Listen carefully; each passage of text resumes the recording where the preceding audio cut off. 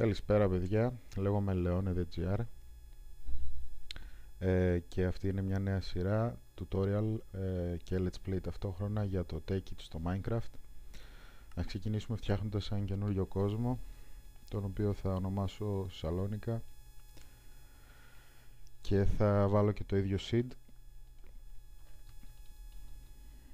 και μόλις φορτώσει ο νέος κόσμος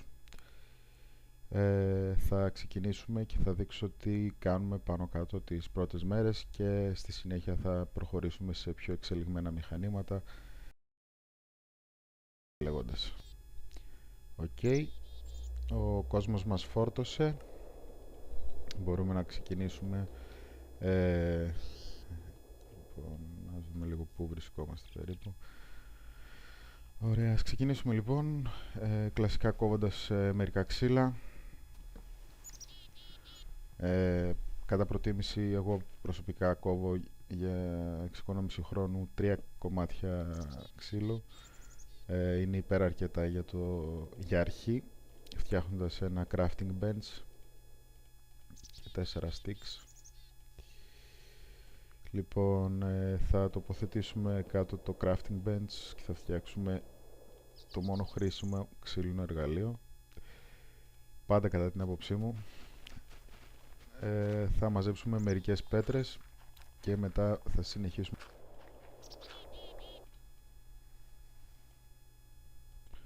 Οκ, αφού μαζέψαμε μερικές πέτρες, ας κατευθυνθούμε τώρα προς τα πάνω, κλείνοντας και την τρύπα. Ωραία. Λοιπόν, αφού φτιάξαμε μαζέψαμε μάλλον μερικές πέτρες, θα φτιάξουμε ένα πέτρινο τσεκούρι, μια αξίνα και ένα σπαθί. Βασικά, επειδή είμαστε στο Take It, θα χρησιμοποιήσω αυτό εδώ το όπλο, το προτιμώ. Είναι από ένα από τα πολλά, από τα 41 mod που περιέχει το Take It Pack. Και συνεχίζουμε λοιπόν. Παίρνει μία πέτρα παραπάνω από το σπαθί, αλλά άμα δείτε εδώ πέρα μπορούμε να το γυρίσουμε, να το χρησιμοποιούμε ως δόρυ ή ως τσεκούρι. Υπάρχει κι άλλο ένα, όχι εντάξει, δεν μπορούμε να το χρησιμοποιήσουμε ως τσεκούρι για τα ξύλα. Υπάρχει κι άλλο ένα όπλο, λέγεται Warhammer ή Battle Hammer, κάπως έτσι.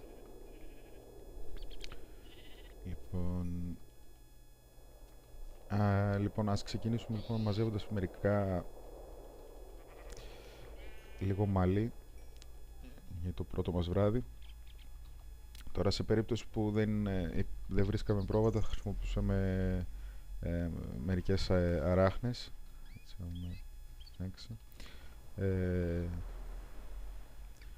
Και θα φτιάχναμε από το νήμα λίγο μαλλί.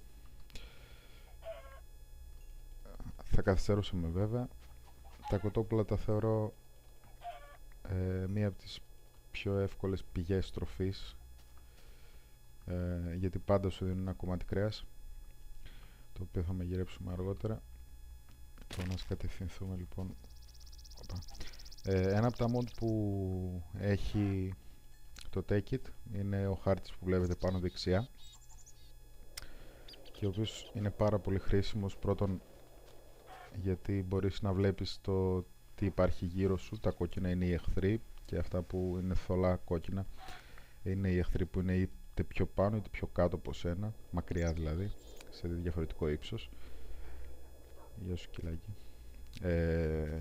Και τα άσπρα είναι όλα τα υπόλοιπα mobs που υπάρχουν. Λοιπόν, να μαζέψουμε λοιπόν λίγο κάρβουνο, θα το χρειαστούμε.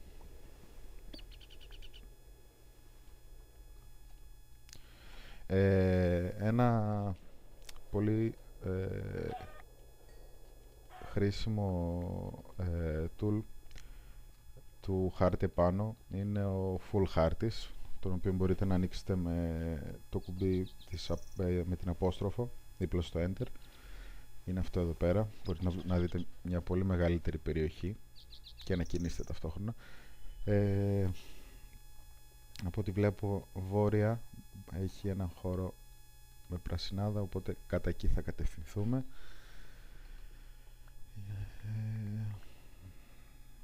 Αυτά εδώ είναι ζάχαροκάλαμα.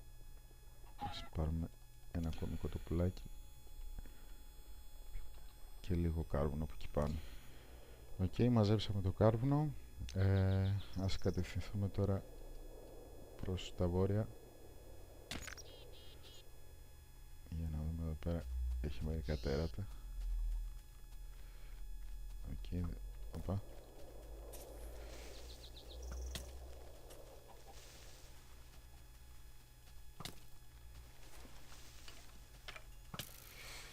Οπα.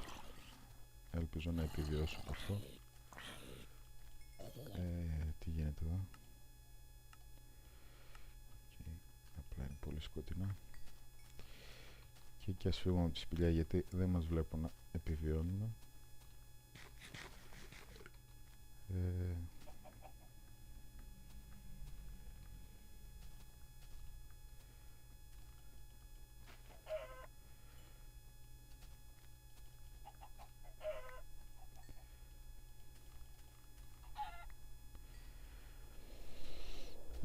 Βλέπουμε χωριό μπροστά μας, αλλά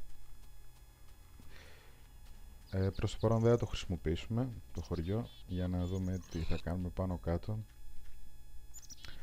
Φυσικά μπορείτε να μου πείτε από κάτω στα σχόλια αν θέλετε να χρησιμοποιήσουμε το χωριό ή όχι. Ας μαζέψουμε. Έχουμε ένα πρόβλημα εδώ με το texture pack, το οποίο texture pack είναι το Sphax. Εδώ να δούμε αυτής αμέσως. Αυτό εδώ πέρα, το Sphax Pure PDCraft, με όλα τα plugins για το συγκεκριμένο modpack. Είναι το καλύτερο κατά τη γνώμη μου για αυτό το modpack. Περιέχει τα περισσότερα textures για τα μηχανήματα και ό,τι άλλο χρησιμοποιούν και ό,τι άλλο mod υπάρχει μέσα. Βλέπουμε μερικές αγελάδες εκεί. Λοιπόν, θα εγκατασταθούμε εδώ, σε αυτό εδώ το λόφο, προς το παρόν, για αρχή. Στο επόμενο βίντεο θα περιμένω τα σχόλιά σας αν θέλετε να κάνουμε κατάληψη σε κάποιο από αυτά τα σπίτια, ή αν θέλετε να κάνουμε κάτι δικό μας, είτε εδώ είτε κάπου αλλού, θα δούμε.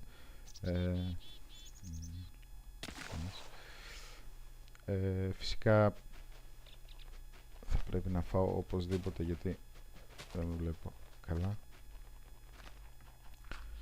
Λοιπόν, αυτά για τώρα και τα λέμε.